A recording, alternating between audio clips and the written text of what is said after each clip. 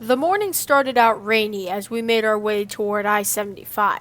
This early morning, we're headed northbound to Folkston, Georgia to meet up with some friends for the weekend and enjoy the crazy CSX train traffic. Hello again, rail fans, and welcome back to another summer adventure on the High Iron.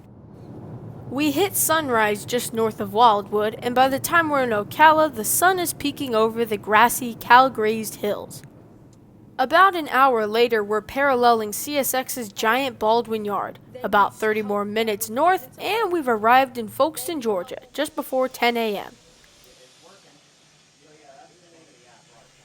Folkston is beginning to look a little bit different, as it's been 11 months since we've last come.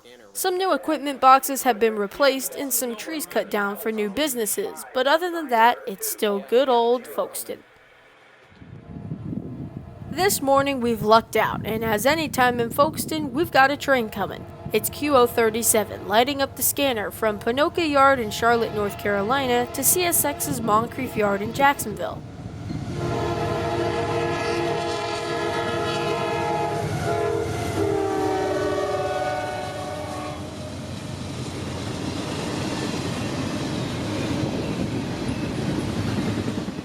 Today 37 would be transporting CSX 2770, an ex-Conrail first-generation Jeep 38-2. This is not a very common sight, especially for a high-priority intermodal that's clocking in over 10,000 feet. This consist is destined for the FEC in Jacksonville. That's why it's traveling to Moncrief Yard and not Duval. The FEC and Crowley containers give this away.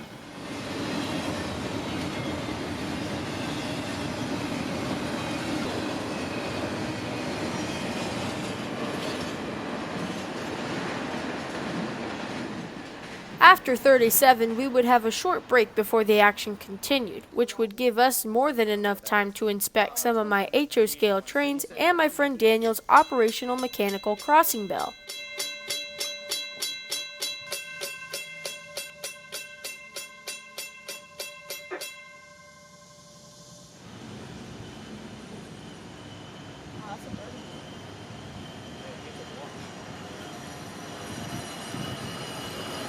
This high rail would be getting out of the way for what looked to be the start of a mainline meet. The northbound number 1 track signal displayed a limited clear, limited speed through the turnouts, switches, and signals, that being 30 miles per hour. This would be for a monster 213-car empty coal train going towards Waycross on the Jessup subdivision.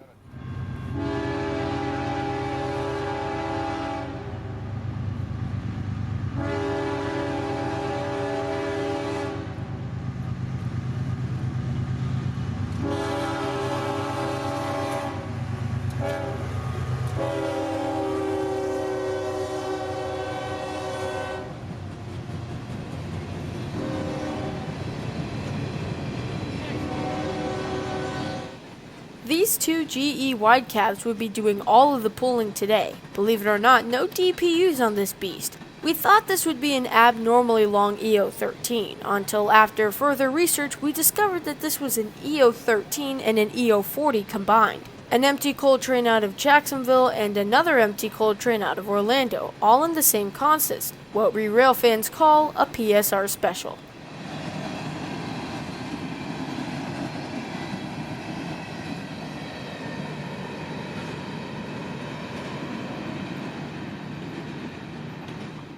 The main street crossings would only give motorists about 8 seconds to spare, as before EO13 had cleared the turnout, here came QO31, screaming into Jacksonville.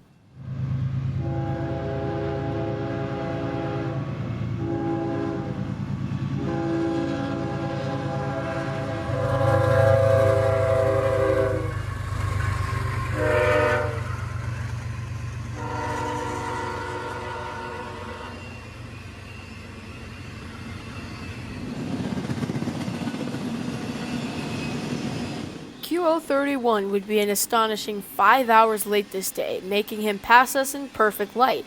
The clouds would never drop their rain, but actually create a layer of coolness between the breeze and the sun. A perfect Railfan day.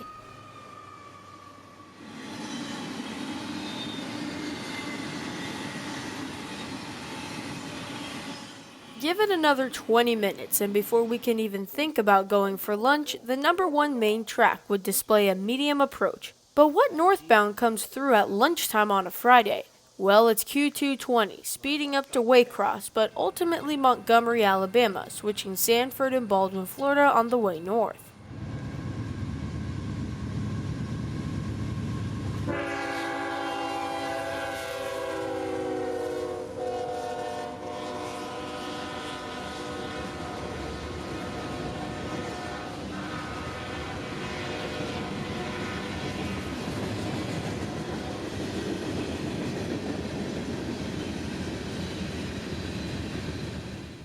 This is Orlando, Florida on a freight train. Scrap gondolas, boxcars, steel coil cars, tank cars, hoppers, and auto racks make up this kitchen sink of a freight manifest.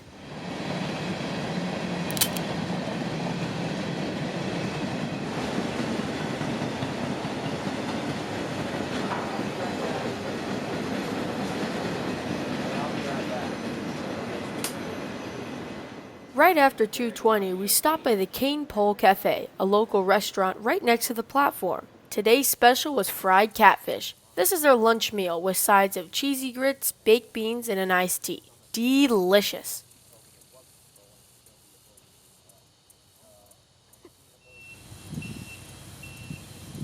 As construction workers were wrapping up with their lunch breaks, I took the chance to shoot some footage next to Martin Street. The butterflies and bees must have really enjoyed these wildflowers, as there were plenty of them buzzing around. Q143 would light up the radio, and already in a good spot, I decided to wait for the Intermodal. It was a good decision because he was here in just minutes.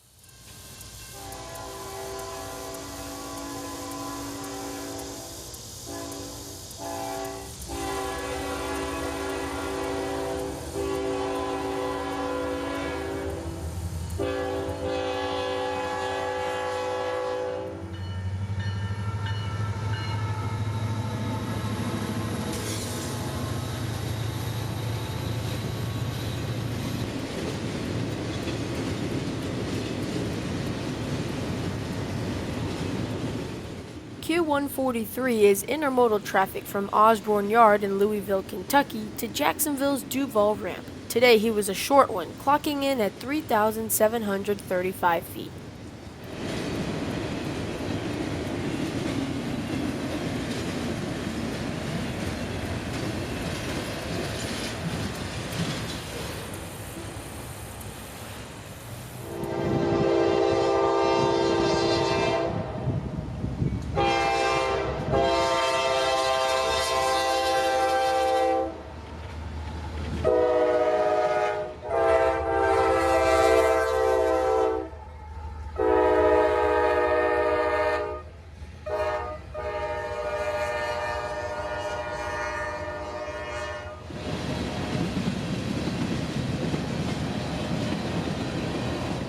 We were relaxing on benches under the tall oak trees that shadowed the Transportation Museum when we heard a high-pitched K5LA in the distance. This is Q455, today running with DPUs and a CM44 AC rebuilt leader. This was CSX 125, an AC44 CW that in 2019 CSX rebuilt with safer cabs, PTC, and higher horsepower. These have been all over the CSX lately, but it still is a treat to see them booking through town.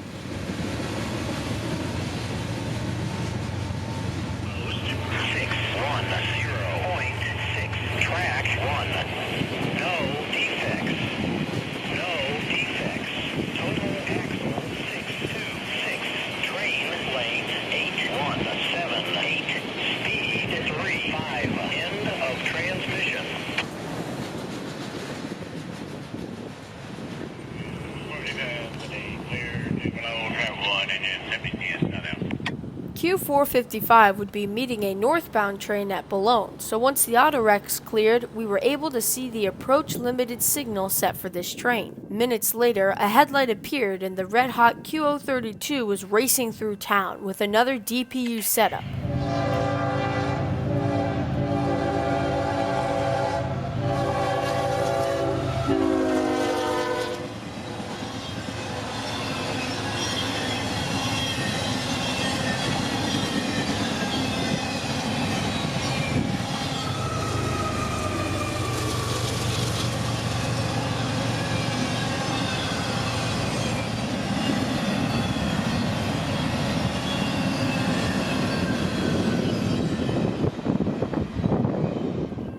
Give it another 20 minutes, and after hearing the defect detector at Hague announce a giant train, we set up and waited.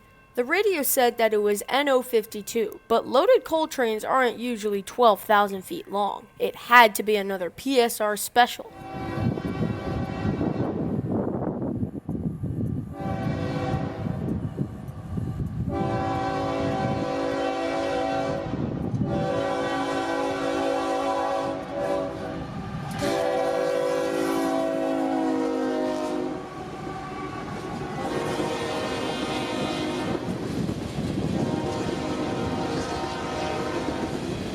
This is NO52, a loaded coal train out of Oaktown, Indiana to interchange on the Florida Northern Short Line in Newberry. The Florida Northern will then take this train down to the Crystal River Power Plant near Denellen for unloading. This train is getting more common nowadays, with the Florida Northern receiving about 2 of these per month and then shipping out them both empty.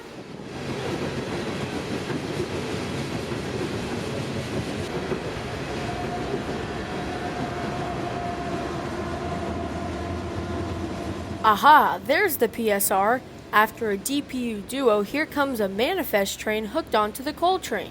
This is Q441's consist, destined for Tampa later tonight. CSX decided to make NO52 bring 441's consist down to Baldwin, where the DPUs would become the leaders, and 441 would go down to Tampa after picking up his auto racks. Later, NO52 would get a crew and head from Baldwin to Newberry later that night.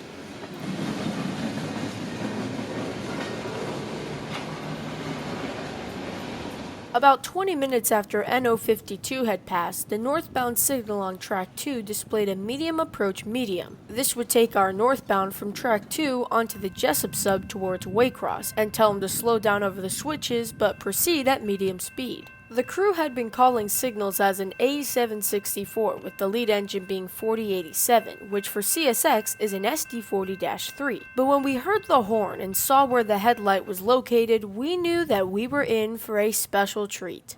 CSX A76408, medium approach medium, Folkston. On 2, engine 4087. Going to the Jessup side. Out.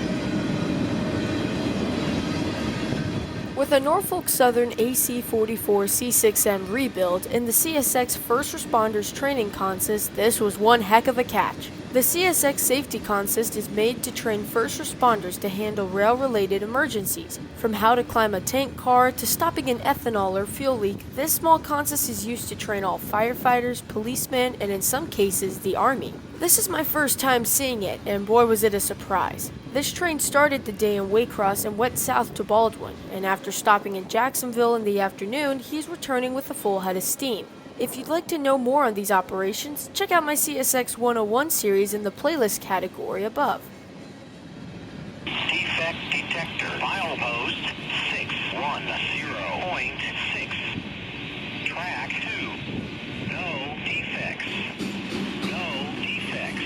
Total axle 808. Train length 11388. Speed 33. End of transmission.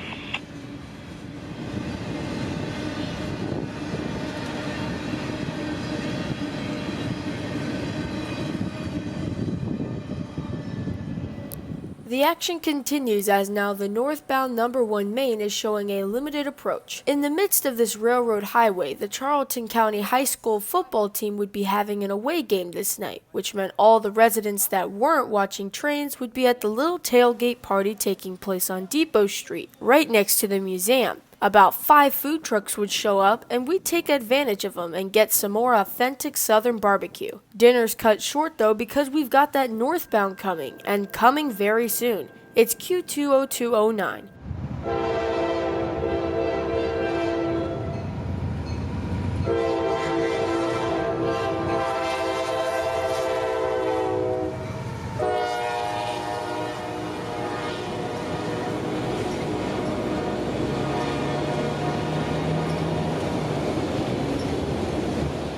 Q202 is Autorax from Baldwin, Florida to Louisville, Kentucky, switching Birmingham, Alabama on the way north. The symbol Q202 was used for an intermodal train in Ohio just months ago, but CSX has now made this an Autorax shuttle.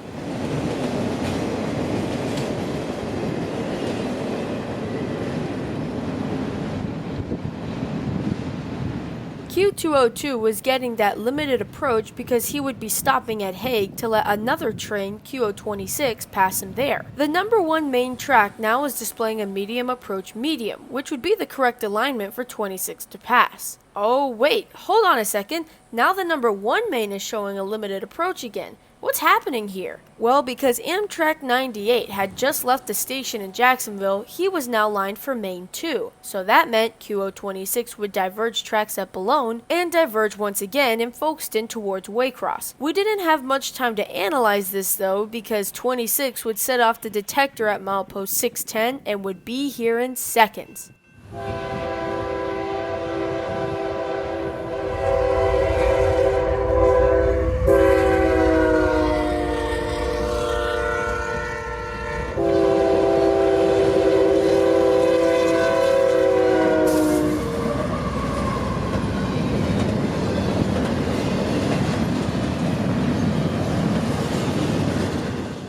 Q026 is one of the hottest trains on the CSX system, as it's intermodal from Duval Ramp to Bedford Park, Illinois, which is an industrial park next to Chicago. But even this train would have to go into a siding for a meet. Its southbound counterpart, Q025, was already past Waycross, and the dispatcher had decided to meet them in Race Pond, and then hold that Q202 in Hague for that 25 to pass.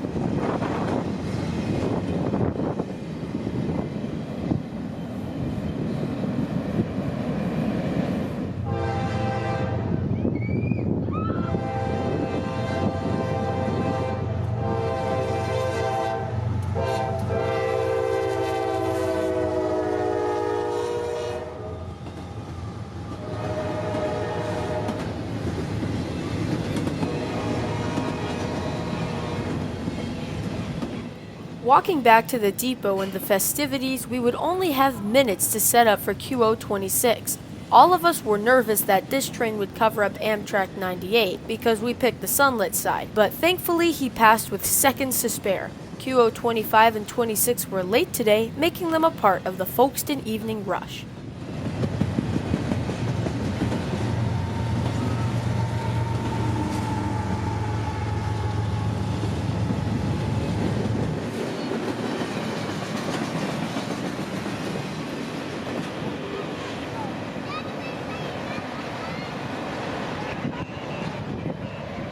The little group of Railfans here, including myself, would scurry over to our respective photo spots and set up and anxiously wait for 98. I've been Railfanning for quite a while now, and I've still never seen an Amtrak Heritage unit. And today was looking like the day to end that. But we'll just leave it at that for now.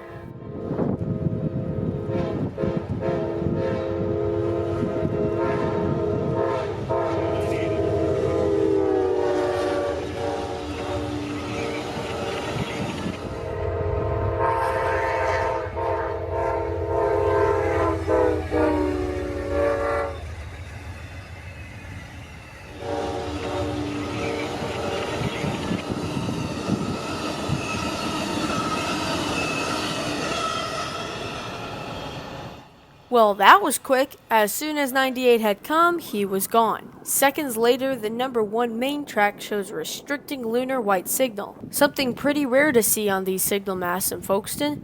In moments, the number 1 main track shows once again limited approach, and the number 2 showing a high yellow meaning approach. After, the second main becomes a medium approach medium, and in moments, PO52, the northbound auto train, is lighting up the scanner.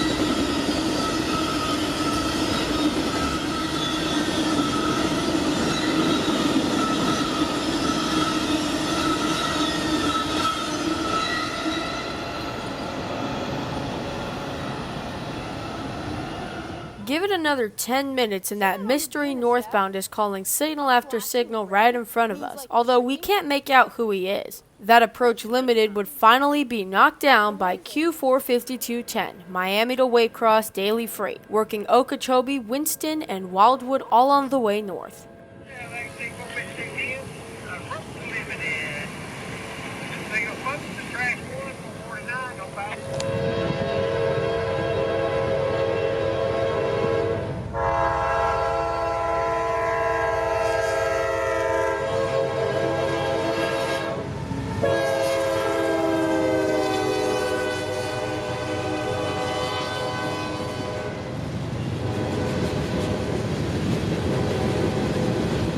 .452 would be quite large this day, measuring in at 11,479 feet, and with a YN2 AC-44 liter and an ex-Conrail Jeep 38-2 number 2785, this would be a very nice catch. That sunset in the distance would wrap up our daylight railfanning here in Folkston, but after hearing 452 meeting another train at Hague, we decided to stick it out for another hour or so.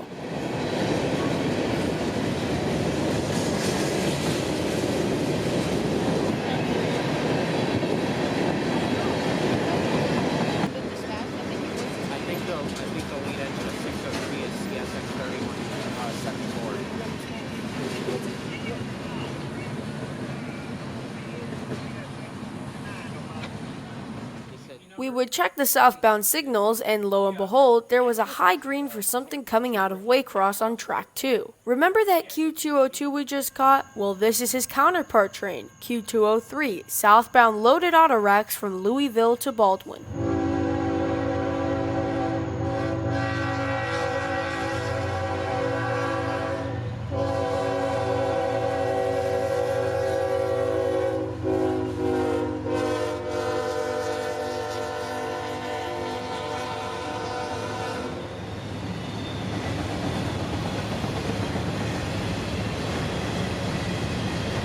To our surprise, this 8,000-foot string of loaded racks would be pulled by just one CSX ET44AH. These do supply 4,400 horsepower, and this train would be a fine time for this engine to flex its muscles.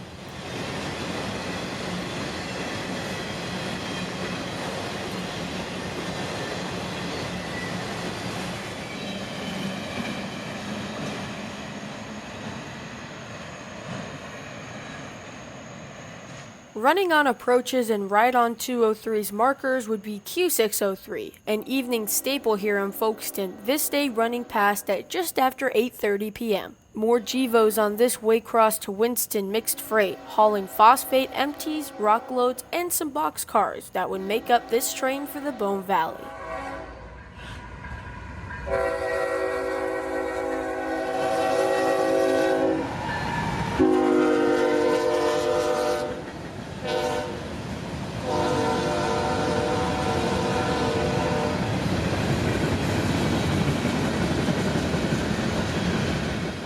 Q603 would finally end our 16-train afternoon here in Folkston, as nothing else would pass here until later in the night. We would drift back to our hotel just after 9 p.m., as we would be up early the next morning for the Folkston morning rush.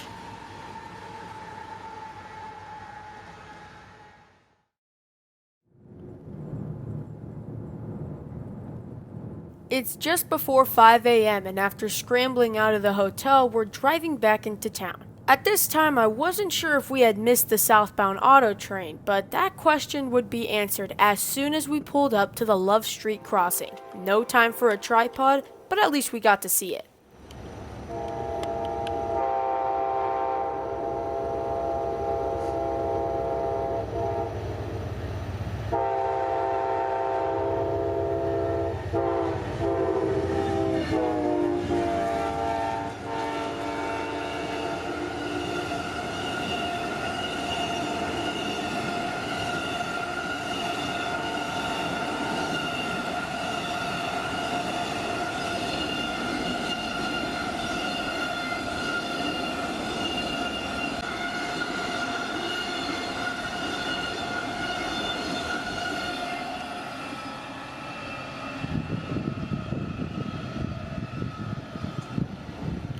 The dispatcher would run 53 through first and then let the freight trains come through.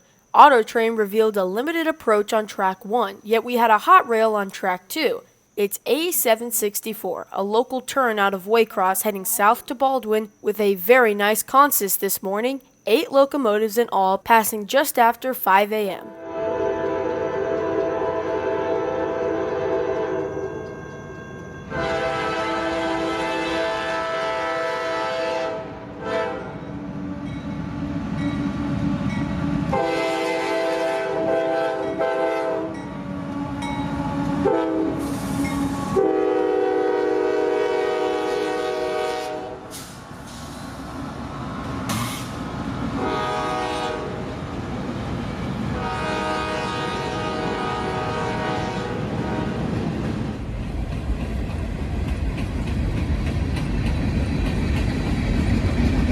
A764 would be transporting 8 locomotives to Baldwin or Jacksonville this day, including CSX 1189, an NP15AC switcher. 1189 was sent to Waycross for servicing and is now coming back, presumably to Jacksonville to work in Moncrief Yard. Down in Tampa and Winston, they use 4-axle Jeeps, so this was a nice early morning surprise.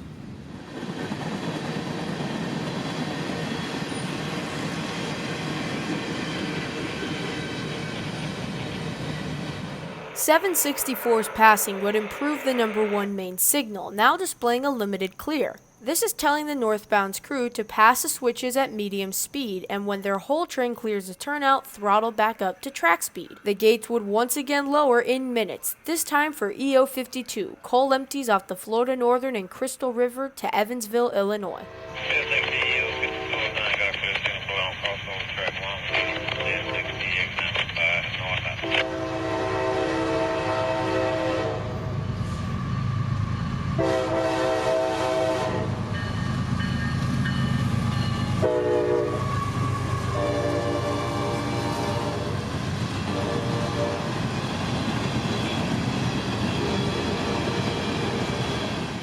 CSX Equipment Defect Detector. Milepost 610.6. Track 1. No defects. No defects. Total axle 418. Train length 5575. Speed 57. End of transmission.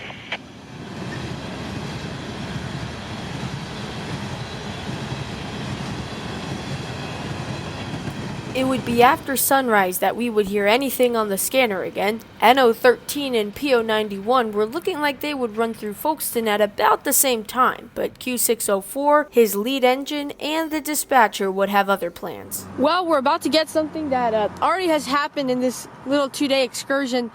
We got Amtrak 91 who's going to be coming down on the second main. He's already set off that 592 defect detector on the Nehana sub, and then that flashing yellow is for a late Q604. We got an NO13 stopped at the Folkston turnout, but they're going to let him go once 91 is passed. So I guess we'll just wait here and get 91 and then set up for this NO13 heading to Jax.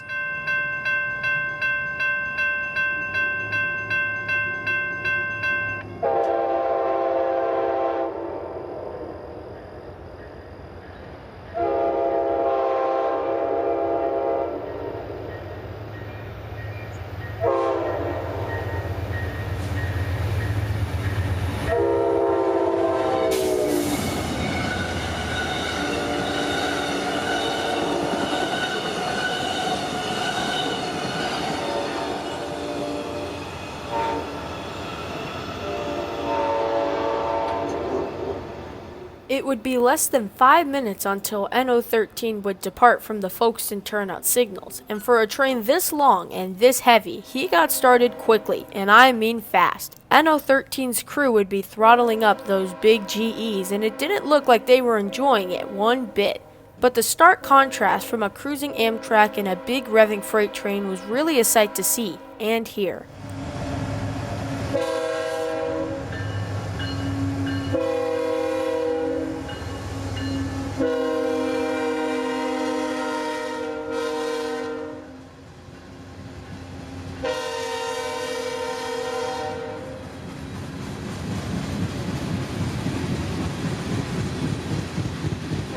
NO13 is loaded coal from Atkinson, Kentucky to Botswick, Florida near Palatka. These are some of the most common coal movements through Folkston, but as a Central Florida rail fan, anything coal, empty or loaded, is nice to see.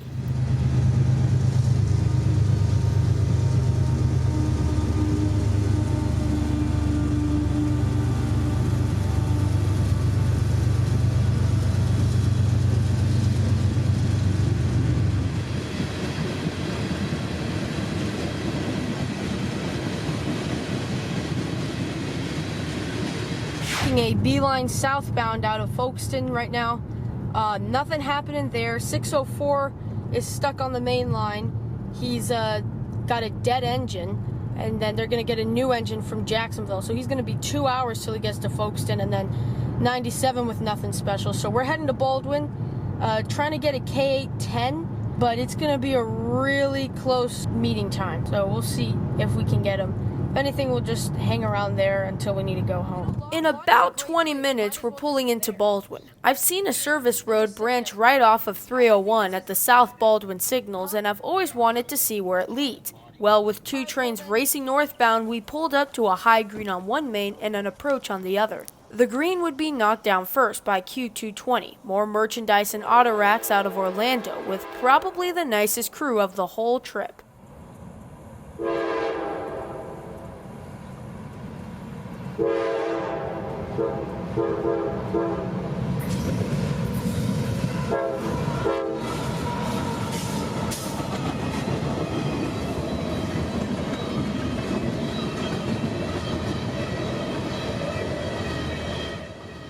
This 220 would have CSX 297, a first-generation AC-44CW built in the 90s by GE. But if you're new to rail fanning and always take the locomotive lettering seriously, then you'd think this guy's a CW44-8, and that would be incorrect. That's right, CSX messed up this lettering, and believe it or not, this is one of 4 AC-44s that are labeled as -8s. Just a little something cool that we rail fans noticed when by the tracks.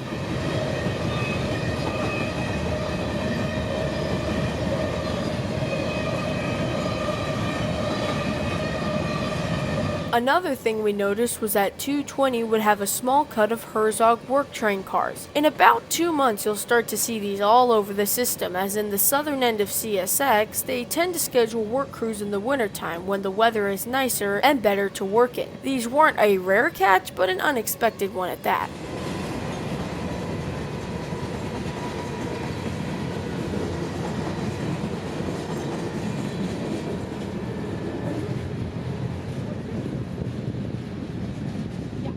Q220 would be bypassing the yard just to back in to grab a cut of auto racks. Minutes later, our friend Daniel would join us as the wait for K810 quickly passed. Walking down to the signals again, we find an approach, or a high yellow in railroad slang. It would only be minutes until 810's headlight would appear, cresting the hill out of Lottie and into Baldwin, with a streak of orange in the lead.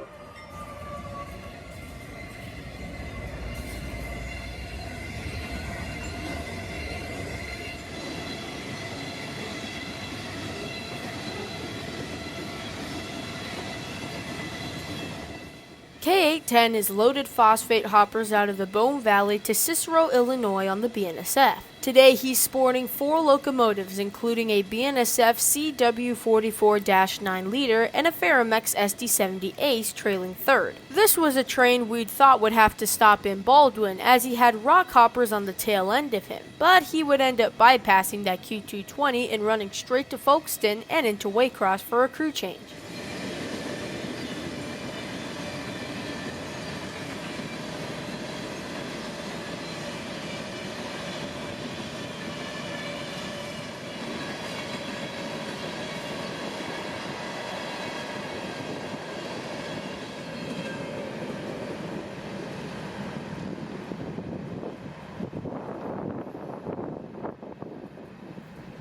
After Baldwin, we drove the 20 miles east into downtown Jacksonville, and hearing action on the CSX and NS, we swung into McQuaid Street, a crossing where the NS, CSX, and FEC all come together to either interchange at Beaver Street or cross the St. Johns River and onto the FEC. 2 NS Intermodal trains would be waiting on this one CSX yard switcher, and boy did this crew take their time. Unfortunately, when they were switching racks around, here came Amtrak 97, the southbound Silver Meteor.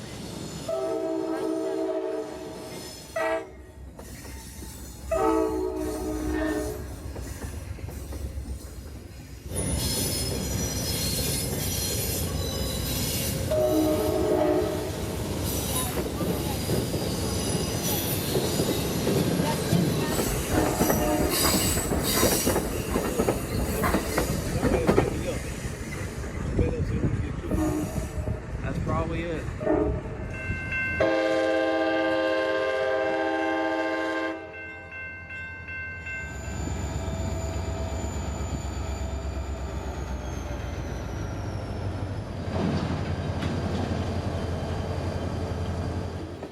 Our switcher would once again have to double out, but this time with a surprise. Coming out of one of the many tracks here in Moncrief was military loads, trucks and tanks and more, all on top of flat cars.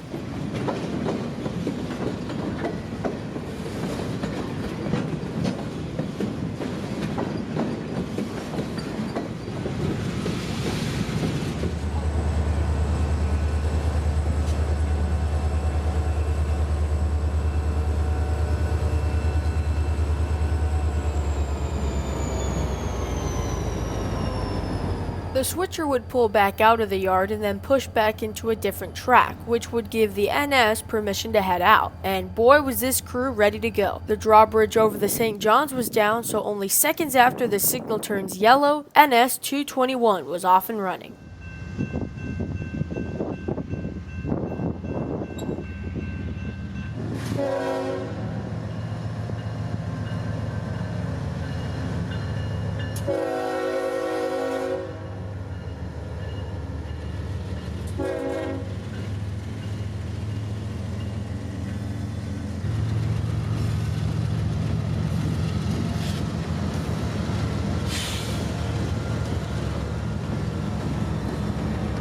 We wouldn't stay here too long as we wanted to find a nice location along the FEC trackage on the other side of the St. Johns River. Passing over the huge interlocking that is Beaver Street, we can see that 221 is already making his way onto the drawbridge and onto the FEC. This would be a close one. We landed down at Nira Street. This would be a fluke of a location, as this is where we could find parking and also where the train met us.